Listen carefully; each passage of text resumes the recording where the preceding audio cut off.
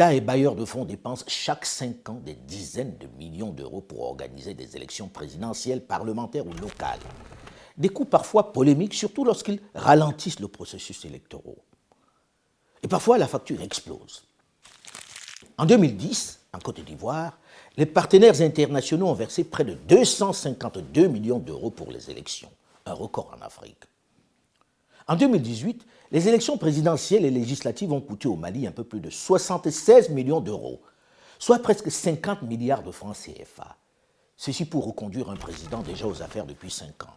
3 ans après, il a été renversé. C'est un peu comme si on avait mis cette extraordinaire somme dans les toilettes et on a tiré la chasse puisque ni le président élu, ni les députés ne sont plus là. Ils ont été balayés par les difficultés de la gouvernance. Cette somme correspond à plus de 10 hôpitaux de référence dont ont vraiment besoin les populations. Des hôpitaux qu'ils n'auront jamais. Au Cameroun, on a dépensé en 2018 pour les élections présidentielles un peu plus de 82 millions d'euros, soit 54 milliards de francs CFA, pour reconduire le président aux affaires depuis novembre 1982.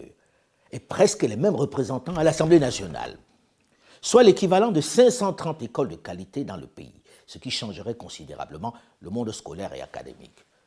Je ne parle pas du nombre d'hôpitaux qui auraient été construits pour le même prix, des choses concrètes qui auraient changé la vie des populations. Au Burkina Faso, en 2015, on a dépensé pour la présidentielle et les législatives un peu plus de 47 millions d'euros, soit plus de 30 milliards de francs CFA dans un pays enclavé où on manque de tout, où les hôpitaux sont des mouroirs et où la priorité doit être la sécurité face à des bandes armées qui tuent sans discernement dans les villages du pays, où les militaires manquent d'équipements pour défendre l'intégrité du territoire. Après avoir dépensé la même somme il y a moins de 2 ans, le président Roch-Marc Christian Kaboré a été renversé et le Parlement dissous. Encore des centaines d'hôpitaux brûlés sur l'autel des élections dites démocratiques. Des centaines de kilomètres de routes qu'on ne construira pas. En République démocratique du Congo en 2018, on a dépensé 600 millions de dollars pour la présidentielle, les législatives et les provinciales, soit près de 350 milliards de francs CFA. Ceci correspond à 400 km de route dans cet immense territoire totalement enclavé. 2 parcs agro-industriels, 5 avions Airbus 319 neufs, 4000 bus de transport neufs de marque Mercedes, plus de 4000 écoles primaires et secondaires. Avec cette somme, on aurait aussi pu bâtir plus de 5 barrages hydroélectriques pour fournir l'énergie qui fait si cruellement défaut à ce vaste territoire, ou encore 50 centrales de production d'eau potable dans ce pays où l'on meurt encore de paludisme. Ces calculs sont ceux de l'ancien Premier ministre Matata Ponyo-Mapon. Tout cet argent, cette somme aurait pu permettre de lutter efficacement et définitivement contre l'insécurité dans l'est de la RDC, où les bandes armées font encore la loi, où l'insécurité est devenue la règle. Il aura fallu, après le scrutin, plus de 2 ans de crise, de blocage, de tergiversation, de tractation, d'arrangement pour que le président élu, Félix-Antoine Tshisekedi Tshilombo, à la tête d'une union sacrée hétéroclite, puisse enfin prendre les rênes du pays. Et déjà, on envisage la prochaine échéance électorale. L'année prochaine, en juin 2023, il faudra encore débourser 500 millions de dollars pour les élections.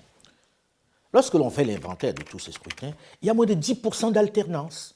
En gros, les mêmes remportent leur siège. On vote donc presque pour rien. Une tragique comédie.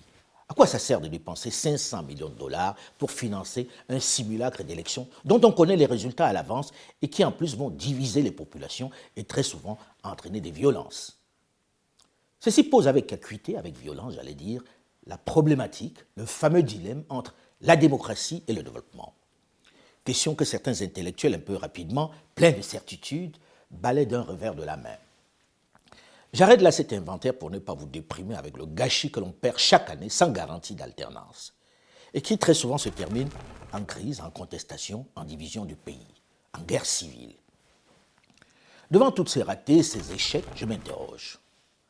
Avons-nous, au début de la décennie 90, mené le bon combat? Est-ce bien de cette démocratie dont le continent a urgemment besoin? Son salut ne passe-t-il pas, contrairement à la réflexion de Barack Obama, par des hommes forts? La doctrine nécessaire n'est-elle pas celle qui promeut le développement? Je n'ai pas de réponse, Je n'ai pas de réponse définitive. Je m'interroge tout simplement. J'avoue que je n'ai pas de réponse et je ne pense pas être détenteur d'une quelconque vérité. Et je sais que ce type de réflexion peut susciter une critique acerbe, la colère des nombreux diplômés qui l'ont adopté comme on entre en religion. Je peux le comprendre et intégrer leur opposition. Mais dans l'absolu, n'est-ce pas du débat d'idées dont nous avons besoin urgemment aujourd'hui? N'est-ce pas urgent de penser par nous-mêmes, de choisir ce qui correspond mieux à nos aspirations? Le moment de s'interroger sur le mot d'idoine de gouvernement dont a besoin le continent noir n'est-il pas venu? Peut-être devons-nous enfin oser faire la critique intelligente de cette démocratie importée, imposée. Et si c'était de là que naissait un nouveau système mieux adapté à nos réalités, à nos peuples? Déjà, comment pouvons-nous imposer à nos parents, à nos campagnes, au plus grand nombre, un système qu'ils ne comprennent pas, qu'ils ne peuvent pas traduire dans leur langue, un modèle qu'ils ne peuvent pas définir?